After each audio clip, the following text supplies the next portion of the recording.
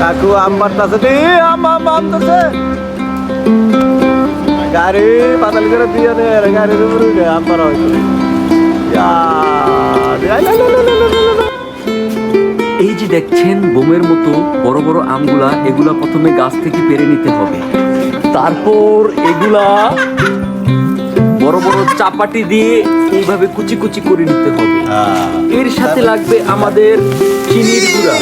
Wow, ধোঁয়াশা পড়ে গেল। জানি পারে নাই নে মগের থেকে ডলার মারে মাছলি আচ্ছা আচ্ছা ওবে মাথা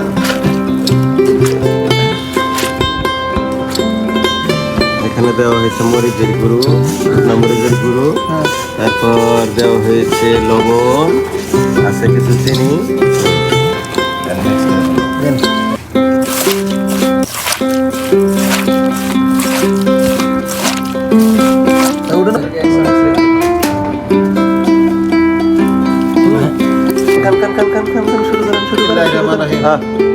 শুরু করেন বিসমিল্লাহ